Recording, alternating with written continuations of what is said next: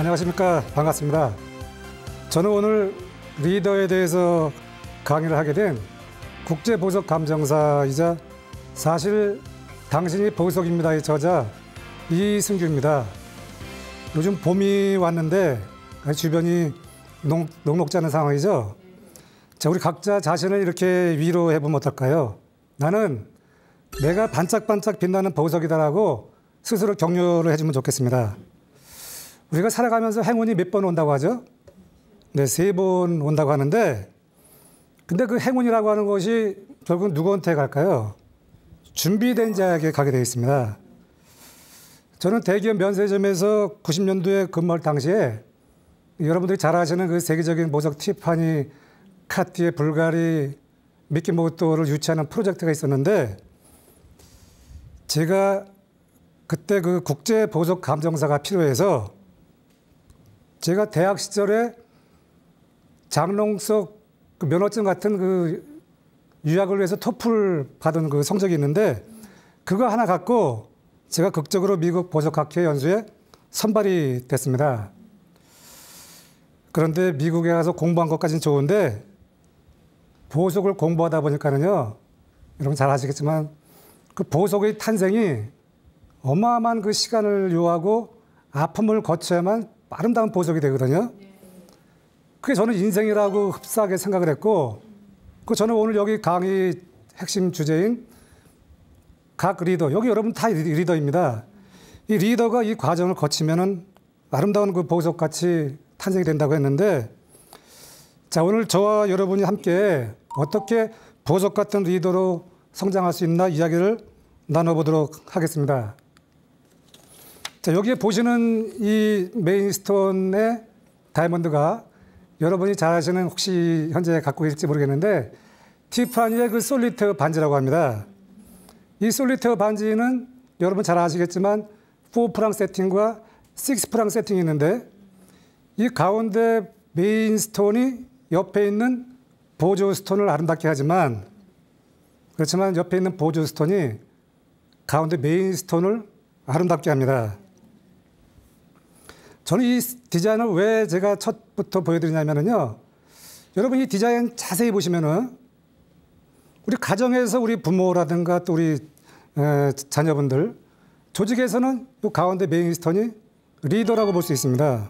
그래서 이 리더분들이나 가정의 여러 그 부모님들이 이 메인스톤에 있는 보조 스톤과 이걸 봐가지고 우리 구성원 전체가 같이 이렇게 아름다운 보석이 됐으면 좋겠다 해서 처음에 이 솔리테 반지를 소개했습니다. 자, 우리가 잘 아시는 바와 같이 리더의 중요성은 아무리 강조해도 지나치지 않습니다. 왜냐하면 그 리더 한 사람이 홀로 결정을 해서 고민해서 그 막중한 걸 결정을 해야 되거든요. 여러분 잘 아시는 그 톨스토이의 안나 까레니나를 보면은 이렇게 되어 있습니다. 행복한 가정은 모두 고만고만하지만 무릇 불행한 가정은 나름 불행하다고 했습니다.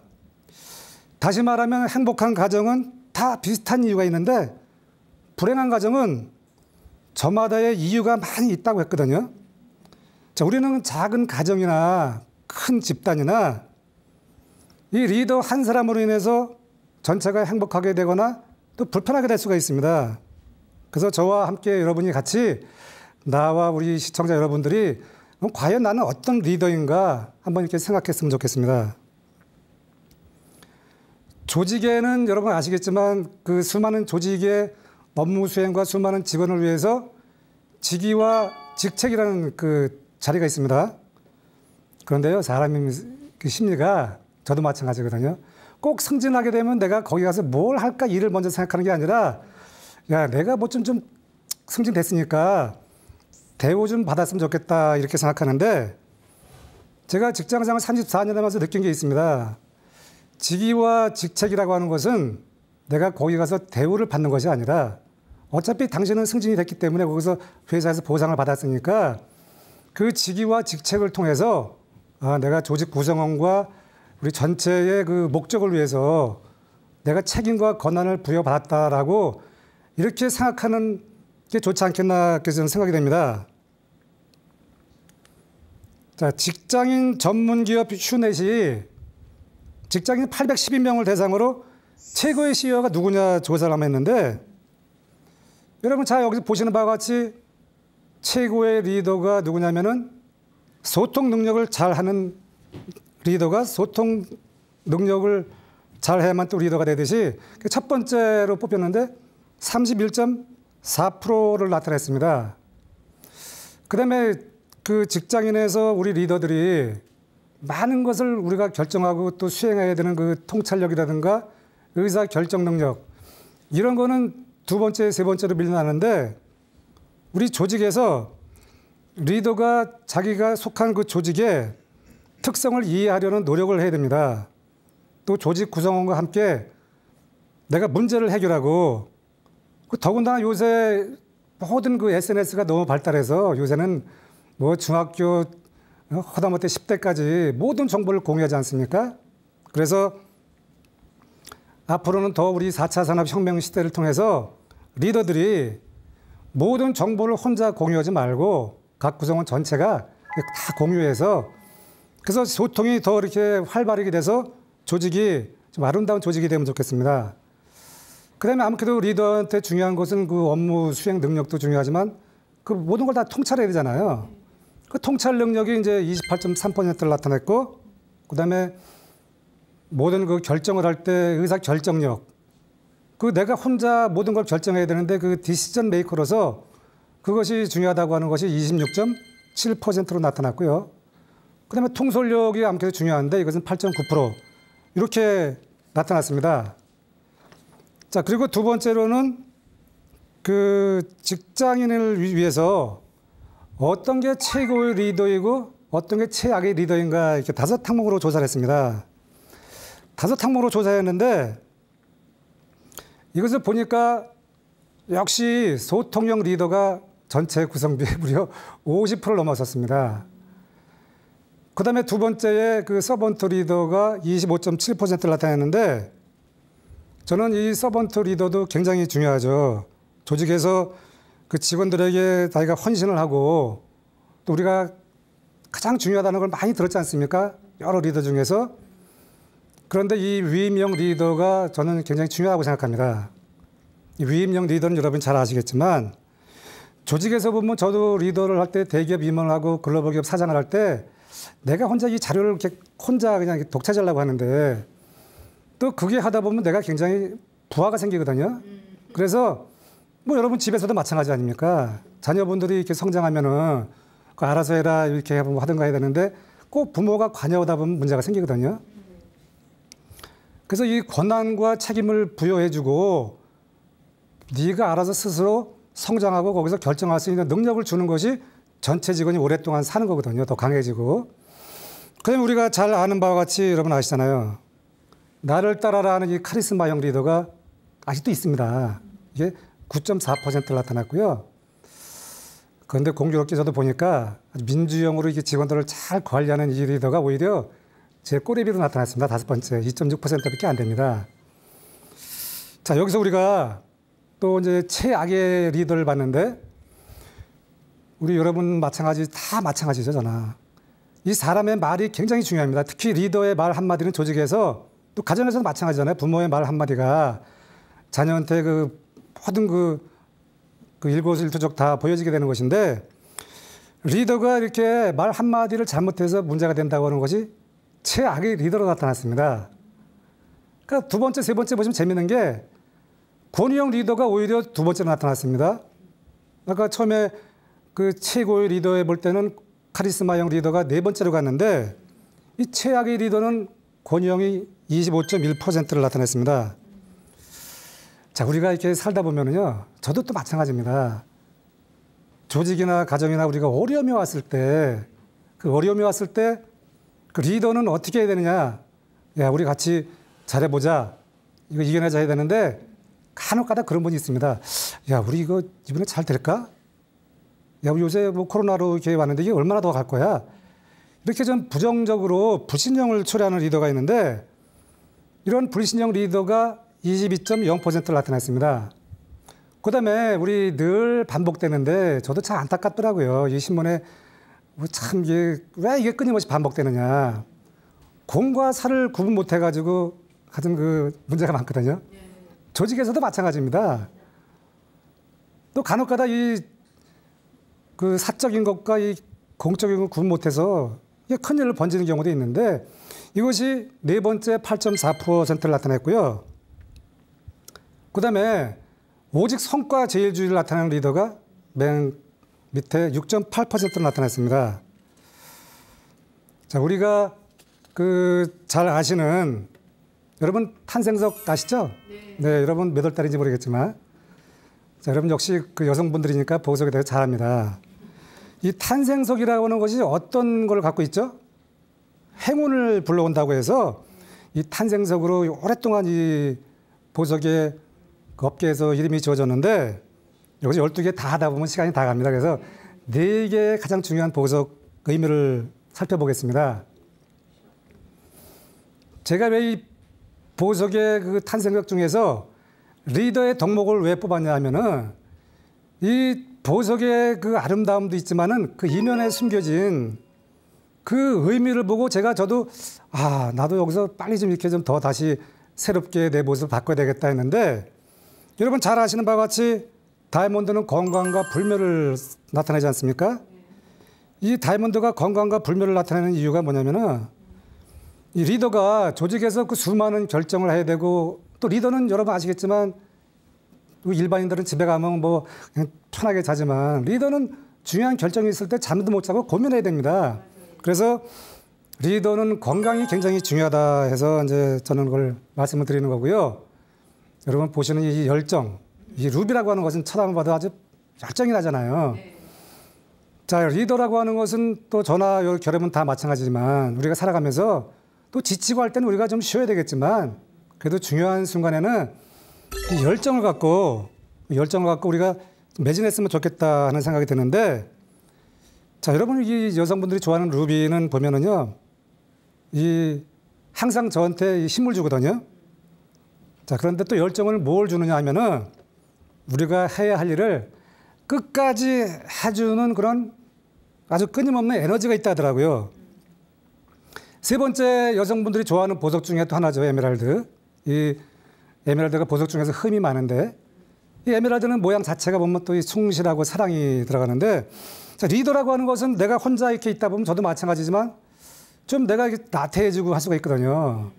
그럴 때 리더는 모든 사람이 쳐다보지 않지만 혼자 있을 때도 내가 충실해야 됩니다. 그리고 그 수많은 직원을 다스리다 보면은 뭐 별의별 직원이 다 있잖아요. 이럴 때 사랑으로 직원을 좀 감싸주고 이렇게 하면은 좋지 않겠나 생각이 들고요. 그 다음에 사파이어는 참 위험이 있잖아요. 그래도 리더는 위험도 있어야 되지만 또 자애로워야 되겠다.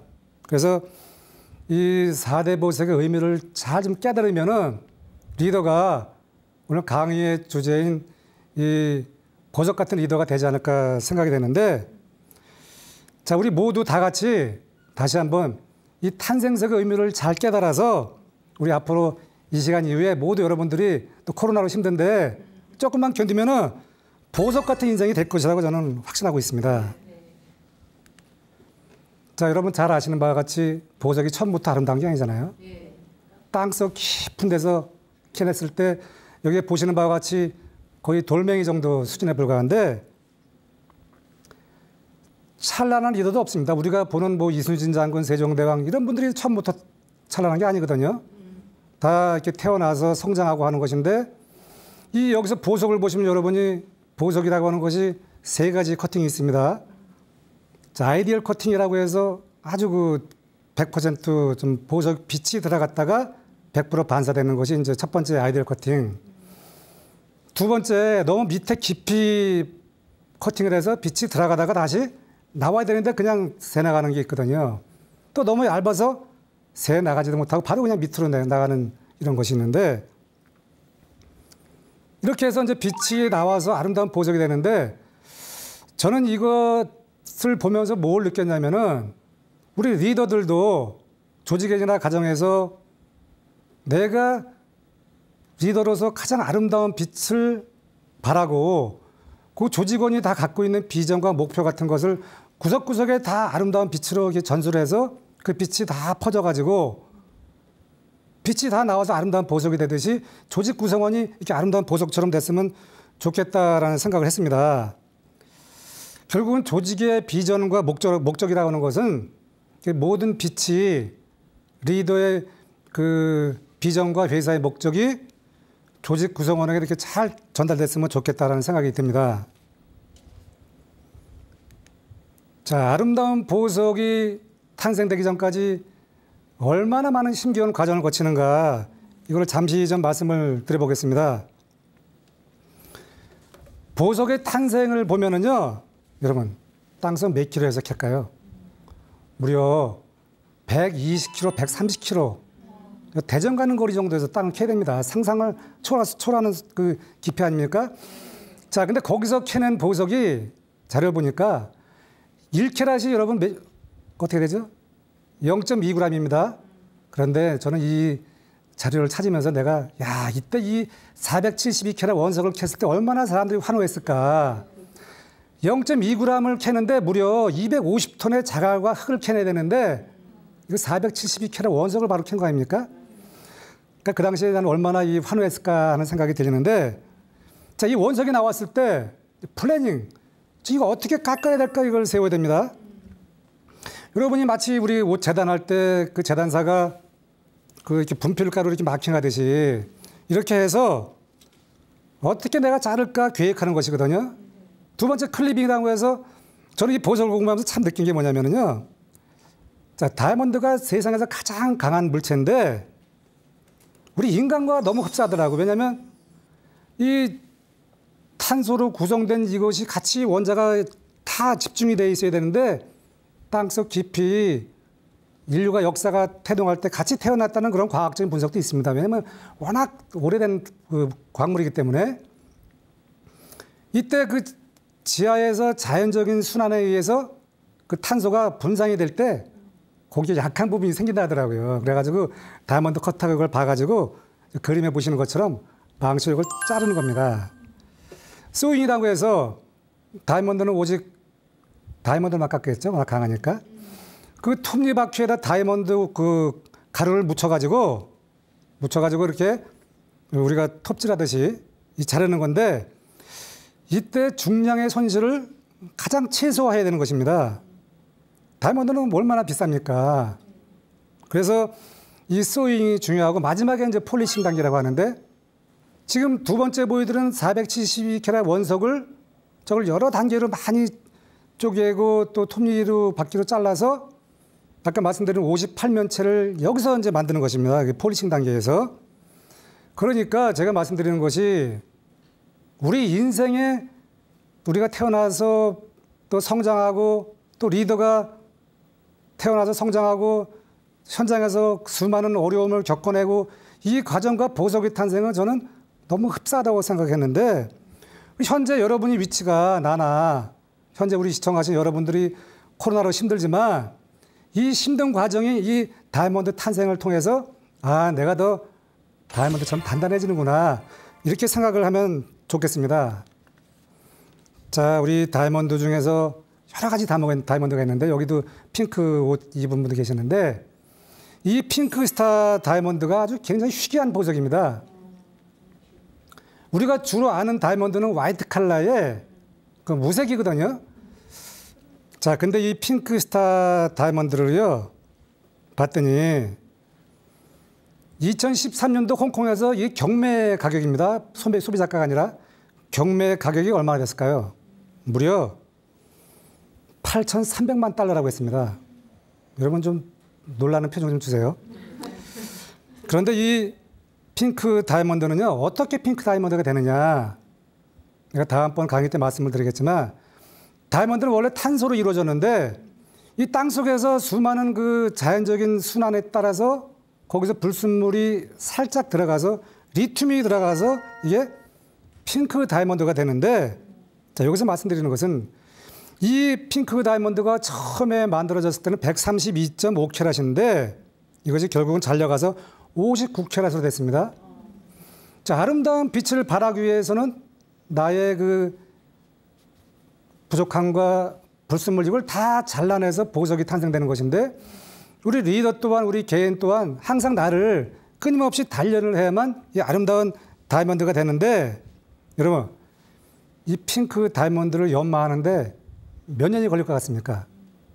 무려 2년이 걸렸다고 합니다. 이 다이아몬드 하나 자르는데 자 8,300만 달러짜리를 가는데 이게 2년이 걸렸다고 하는 것이 이처럼 세상의 모든 것은 빨리 되는 것이 아니다. 이렇게 우리가 인내하면서 기다리다 보면은 핑크 다이아몬드처럼 아름다운 보석이 된다는 것을 좀 깨달았으면 좋겠습니다. 자, 저는 34년 직장 생활을 했는데 참 제가 오래 했습니다. 되돌아보니까 저는 이제 미국에서 국제보석 감정사를 최초로 대한민국 1세대 획득을 하고 대기업 면접에서 제가 또 임원을 달고 또 세계적인 보석이 한국에 들어왔을 때 거기에 최초 내 한국 대표를 했고 또 세계 1등 면세점이 김해에 들어왔을 때 여기서 이제 제가 또 대표를 했습니다. 자, 저는 이 직장 생활하면서 경험한 게 있습니다. 리더는 조직의 공동의 목적과 그 비전을 달성하기 위해서 구성원 전체의 협조와 지지를 구하는 것이 중요하다는 것을 처절하게 깨달았습니다. 다시 말하면 조직 모든 구성원의 협조를 구해야만 그 조직이 성과를 달성할 수가 있는데 저도 이제 임원과 그 대표를 하면서 그 전에 신입사원부터 해서 중앙관리자 많이 거쳐갔지 않습니까? 이때 저도 많은 리더를 만났지만 야, 내가 저 리더가 될 수 있을까? 또 내가 또 리더가 되고 또 했을 때 내 부하가 나를 어떻게 봤을까? 이렇게 생각했습니다. 그래서 리더는 가만히 보니까 제가 신입사원 때 중앙관리 때 많은 위에 상사나 CEO를 봤지만 나를 따라라 하고 거창하게 된 리더가 없더라고요. 다 조직에서 우리가 성장하면서 잘하듯이 그 성장하면서 다 자기가 그 리더 위치로 가는 것입니다. 결국은 현장에서 내가 온몸으로 부닥치고 깨지고 넘어지고 울고 불고 해서 진정한 리더가 되는 것입니다. 자, 다이아몬드는 아까 말씀드린 것처럼 우리가 화이트 칼라라고 알고 있는데 참 신비합니다. 우리가 보시는 바와 같이 루비, 에메랄드, 사파이어는 다 각자 색이 한 가지밖에 없습니다. 그런데 다이아몬드는 몇 가지일까요? 다이아몬드는 색깔이 많습니다. 참 신비하잖아요. 자, 다이아몬드가 왜 이렇게 여러 색상을 낼 수 있냐면은 아까 말씀드린 것처럼 땅 속에서 이렇게 작용하다가 그 원소가 들어가서 이제 되는데 근데 여러분 아시겠지만 루비, 사파이어, 에메랄드는 우리가 칼라스톤이라고 부릅니다. 그런데 다이아몬드는 여러 색상이 있지만 그래서 칼라스톤이라고 부르지 않고 팬시 컬러 다이아몬드라고 부르는데 우리가 무색 투명의 다이아몬드는 색상이 없을수록 가치가 나가는데 이 팬시 컬러 다이아몬드는요 색이 짙고 투명해야만 가치가 올라가시는 것입니다. 자, 그러면은 어떻게 이 다이아몬드가 빛이 이렇게 나올까를 제가 말씀드리면은요. 자, 여러분 흑연과 이 다이아몬드가 똑같은 탄소입니다. 근데 똑같은 압력에서 강한 압력이 왔을 때는 이것이 다이아몬드가 되는 것이고요. 그냥 열이 없으면 그냥 흑연으로 되는 것입니다. 그런데 아까 말씀드린 것처럼 땅속 깊은 데서 그 고기압의 그 온도를 견디다 보니까 이게 변형이 되는데 이때 질소가 들어가면은 어떤 다이아몬드가 될 것 같습니까? 노란색 다이아몬드가 되고요. 자, 붕소가 들어가면은 지금 말씀드린 블루 다이아몬드가 되는 것이고 또 아까 말씀드린 핑크 스타 다이아몬드는 리튬이라고 했습니다. 제가 다음번에 최고의 보석이 블루 다이아몬드와 레드 다이아몬드 저도 뭐 거의 한 번밖에 못 봤습니다. 레드 다이아몬드는 망간이 들어가서 그 레드 다이아몬드가 되는데 제가 여기서 말씀드리는 거는 다이아몬드 그 자체가 우리 리더와 우리 인간 비슷합니다. 다양한 색상을 자기가 자신의 그 콘텐츠를 통해서 많은 색상을 내듯이 우리도 각자 내가 다양한 정보를 흡수하고 또 노력을 해서 이렇게 다양한 콘텐츠를 가졌으면 좋겠다라는 생각을 했습니다. 자, 조직에서 그 6가지 리더십 유형이 있는데 저도 이것을 보면서 많이 느꼈습니다. 그럼 나는 과연 어떤 리더였었나? 자, 조직의 그 승패를 나타내는데 우리가 그 6가지 유형 중에서 제가 한번 말씀드리고 싶습니다.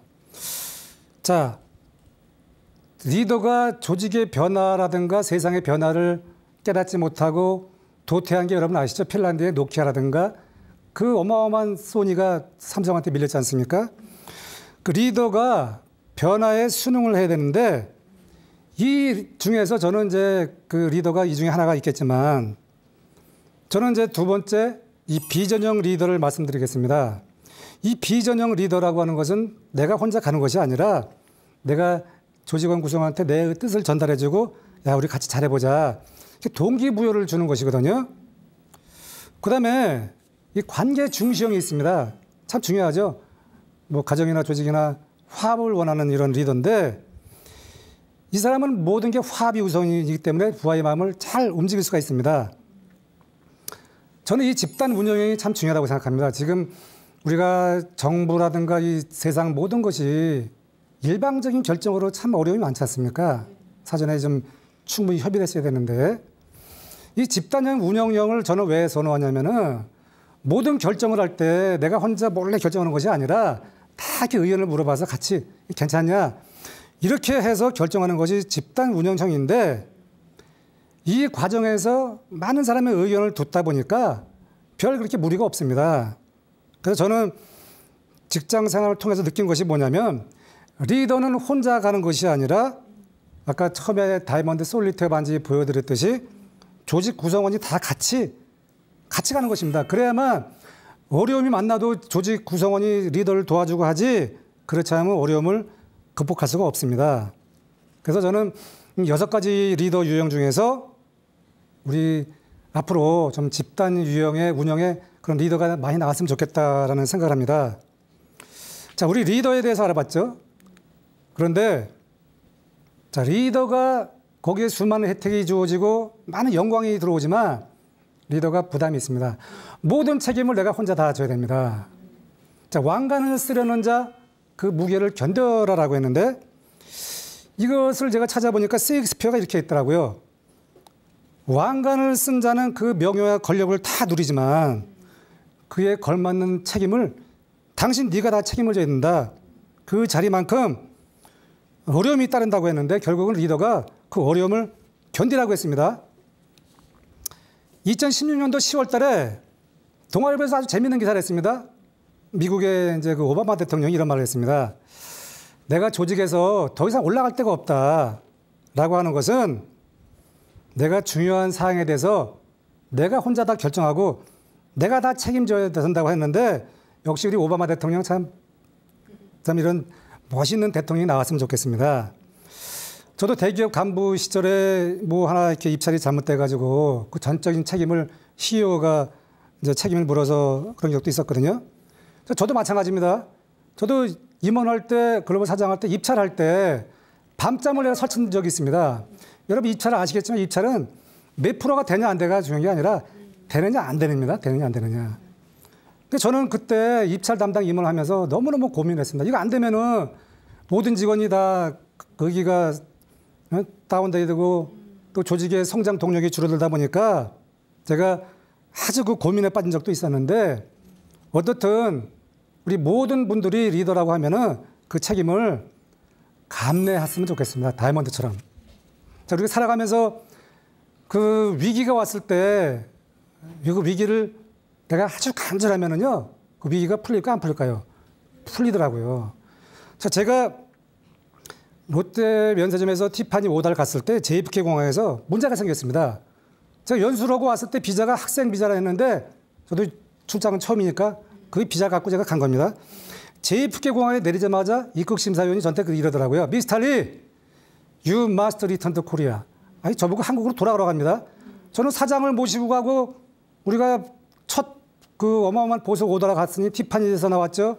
우리 대기업 지사가 나와 있었죠.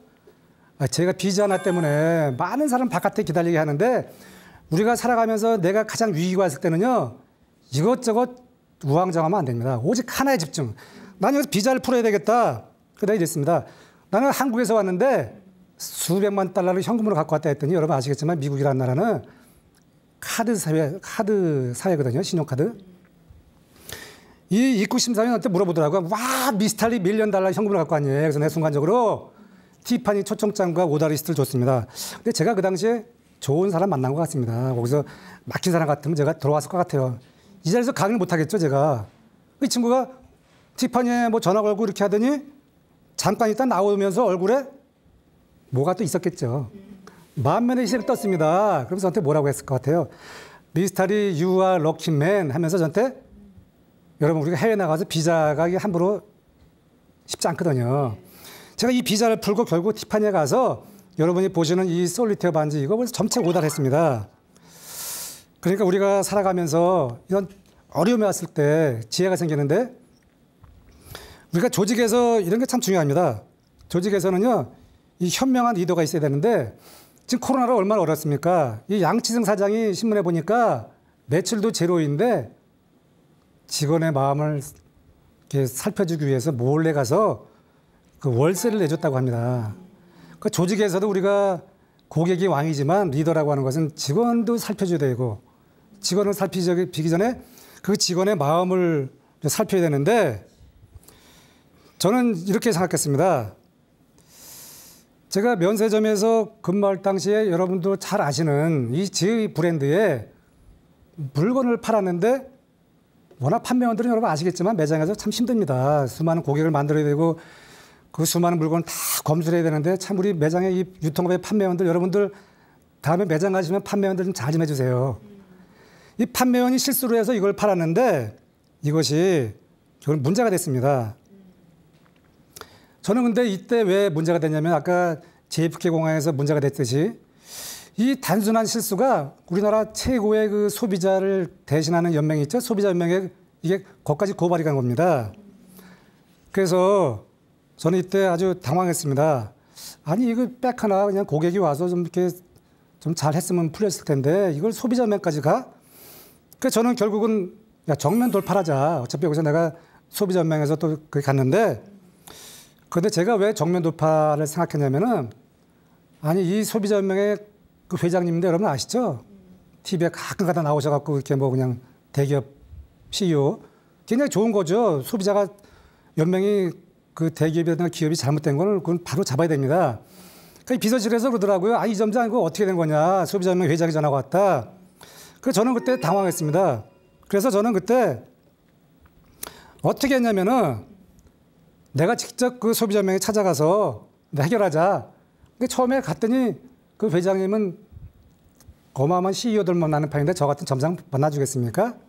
그렇지만 저는 끝까지 가서 잘 설득을 해서 제가 잘 해결하겠습니다. 재발 방지 없겠습니다. 해가지고 결국은 해결을 잘 했는데 저는 돌아오면서 이렇게 생각했습니다. 아, 내가 그때 직원이 하나 좀 잘했으면 내가 덜 좀 힘들었을 텐데 그래서 직원의 마음을 그냥 이렇게 위로해주고 좋은 분위기에서 끝냈는데 여러분 우리가 그 조직에서 살다 보면은요 뭐 조직원들이 항상 이렇게 보상을 받고 또 이렇게 하면 좋지만 또 맨날 이것이 보상을 습관화하다 보면은 직원이 또 나태하게 됩니다.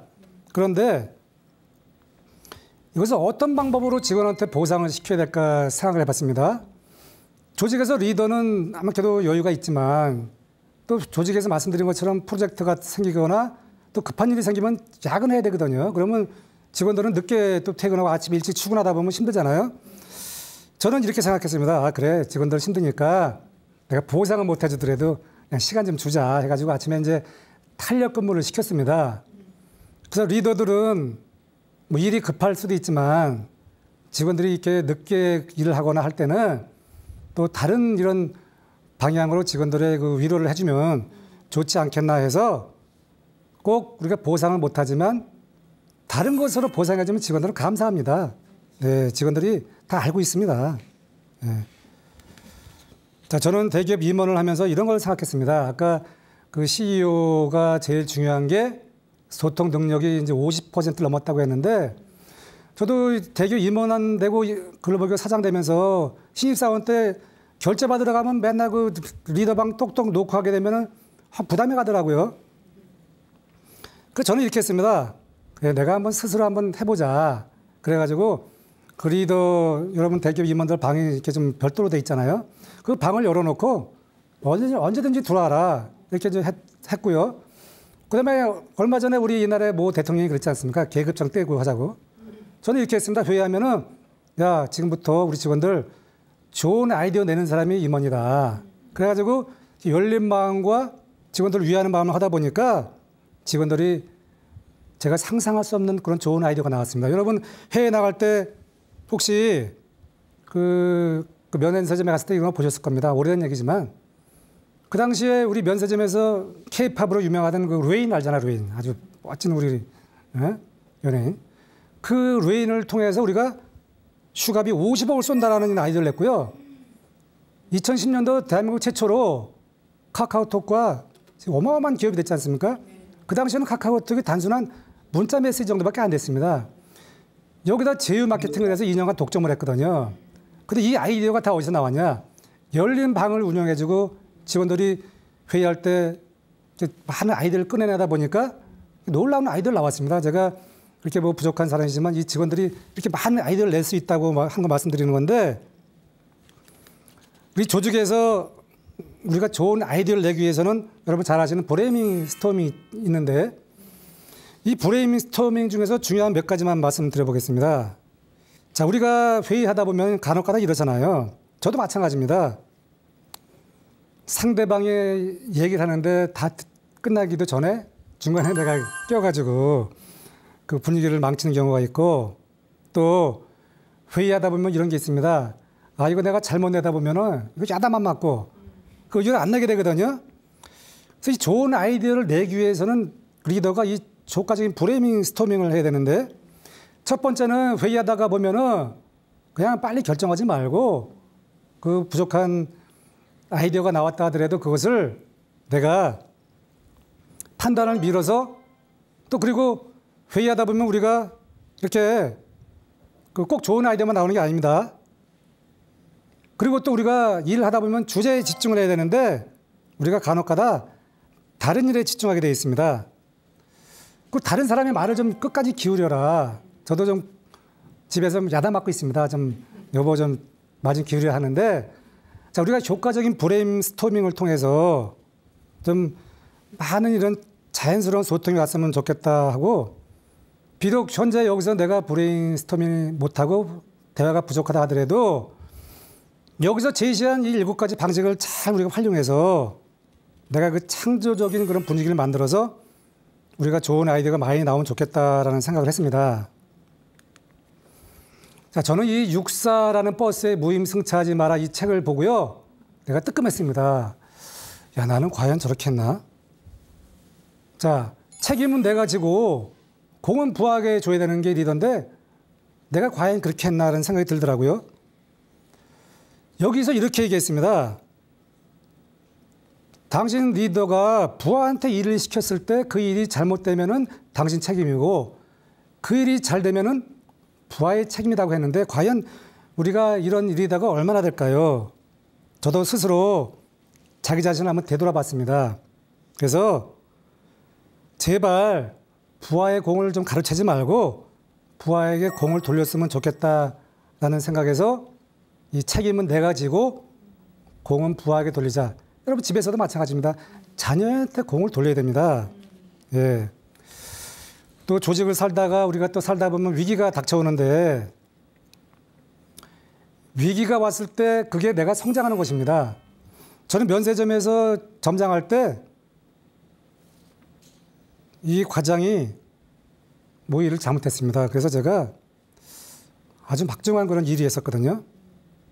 그래서 제가 이것을 어떻게 풀어야 될까 생각했는데 위기가 기회로 바뀌는 순간을이란 책에 보면은요. 여기서 그 성공한 지식인 14인의 이야기를 나누고 있는데 이 책에서 또 한쪽 부분에는 위기를 어떻게 대처하는가 이야기를 해주고 있습니다.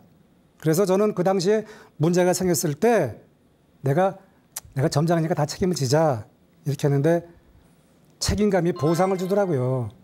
제가 중징계를 맞으면 여기서 인생이 거의 끝났고 내 직장 생활이 끝났다고 했는데 제가 승진했을까요? 못했을까요? 승진했습니다, 제가. 그래서 우리가 위기가 왔을 때는 내가 내 안에 잠재된 무한한 능력을 좀 믿고 그리고 내가 다시 위기를 극복할 수 있는 최적의 기회를 찾았으면 좋겠습니다. 자, 리더가 가장 중요한 게 아까 말씀드린 것처럼 리더십도 중요하지만 더 중요한 게 팔로우십입니다. 팔로우십이 조직에서 많은 구성원이 있을 때 각자 분야 뭐 신입사원, 중앙관리자, 리더가 있을 때 그 분야에서 내가 일을 잘 보고를 해서 그 일을 이제 그 결제를 맡고 일을 진행시키는 건데 자, 모든 리더는 다 팔로우십을 경험한 리더입니다. 그런데 그 부하들이 수많은 직원이 있는데 그중에서 뭐 꼭 열심히 일하는 직원만 있는 게 아니잖아요. 간혹 가다 보면은 회사에 불만이 있는 직원도 있고 또 반면에 또 열심히 일하는 직원이 있는데 이 직원들을 다 관리하기 위해서는요, 리더가 저 못하는 직원이 있어도 저 직원이 비록 팔로우십을 못한다 하더라도 나도 가만히 되돌아보면 제가 어린 시절에 신입사원 시절에 못한 적이 있거든요. 그래서 리더가 일을 할 때 그 리더십만 믿지 말고 내가 리더가 되기 전에 이 팔로우십을 통해서 리더십을 배웠으니까 리더가 이 팔로우십을 좀 중요시 했으면 좋겠다는 생각이 들고요. 아리스토텔레스는 이렇게 말했습니다. 남을 따르는 법을 알지 못하는 자는 좋은 지도자가 될 수 없다고 했습니다. 그래서 우리는 리더가 되는 것은 뭐냐면 바로 팔로우십의 시작이다라고 좀 알았으면 좋겠습니다. 자, 다이아몬드 가치를 나타내는 거 여러분 잘 아시죠? 4가지 캐럿, 클래러티, 컬러, 색상이 있습니다. 자, 이 다이아몬드 가치를 나타나기 위해서는 이 4가지가 가장 중요한데 저는 이번 기회에 세상이 변하고 있습니다. 이제 우리가 어버리고 배고픈 시절에는 잘 먹고 잘 살아야 되는데 지금은 힐링해서 현재 또 뭐로 가고 있습니까? 행복으로 바꾸고 있습니다. 4차 산업시대에 우리 리더가 다이아몬드가 가치를 나타낼 수 있도록 호시를 만들었듯이 저는 오늘 이 강의를 이제 준비하면서 이렇게 생각했습니다. 정말 내가 다이아몬드가 가치를 나타내듯이 나의 호시를 만들자. 그래서 창의성, 크리에이티비티, 소통을 잘하자, 코레스판던스. 좀 정확했으면 좋겠다, 리더가. 때로는 불분명해갖고 직원들이 막 힘들어하는데 좀 정확하게 분명해주자. 그리고 나만의 강력한 콘텐츠를 키우자. 이렇게 해서 리더가 자기만에 맞는 그 포시를 만들면 좋겠습니다. 자, 리더 용기라는 책 여러분 보셨죠? 이 리더 용기가 아주 거창한 책 이야기가 아닙니다. 브레네 브라운이 이렇게 얘기했습니다. 리더는 내가 권력을 휘두르는 것이 아니라 그 사람이라든가 그 아이디어를 보고 거기서 잠재력을 보고 기회를 주어서 거기서 아이디어를 끌어내는 것이라고 했는데 이 대담한 리더가 뭐냐면은 내가 실패할 것을 알고 나는 항상 완벽한 리더가 아니었다. 그래서 나는 부족하지만 내가 무언가를 할 수 있다라고 나를 인정하는 그런 용기라고 했습니다. 마르크스 아우렐리우스는 이렇게 얘기했습니다. 길을 막고 방해하는 것이 오히려 길이 된다라고 하는데 리더는 일을 하다 보면 항상 위기가 오잖아요. 그때 리더가 풀 수 있는 4가지 방법이 있습니다. 먼저 우리는 전화 여러분이나 나의 약점을 인정하기 싫어하거든요. 그래서 당신의 약점을 인정해라. 약점을 인정할 때 그때 당신이 거기서 새로운 용기가 나온다고 했습니다. 2번째, 좀 가치관을 갖고 살자. 가치관을 갖고 내가 모든 것을 솔직하게 얘기해서 같이 함께 일어나자고 하는 것입니다. 그 다음에 내가 편안함만 차지하지 말고 그 편안함이라고 하는 것은 나를 도태시키는 것입니다. 그래서 편안함보다는 올바르고 건전한 것을 택했으면 좋겠다 하는 것이고요. 그리고 우리가 살다 보면은 어려움이 왔을 때 그 어려움에 우리가 항상 노예가 되거든요. 실패와 좌절로 내가 힘들어하는데 이때 다시 일어나자라고 했습니다. 그래서 우리가 그 리더로 성장하는 데는 이 거창한 것이 아니라 평상시에 느낄 수 있는 것이거든요. 이것을 통해서 내가 그 용기 있는 리더로 갔으면 좋겠습니다. 자, 이제 막바지 접어들었는데 자, 우리 여러분 오늘 시간이 좀 유익하셨나요? 저 또한 오늘 강의를 하면서 저도 유익했습니다. 오늘 시청해 주신 여러분도 감사하고요. 자, 오늘 보석의 탄생을 통해서 우리 개인이나 리더나 모두가 함께 이 어려움을 이겨내면서 내가 보석 같은 리더로 탄생할 수 있다고 하는 것을 같이 이야기를 나눠봤습니다. 자, 다음번에는 이제 블루 다이아몬드로 이야기 말씀드리겠고요. 저는 지금까지 국제 보석 감정사이자 사실 당신이 보석입니다. 저자 이승규였습니다. 감사합니다.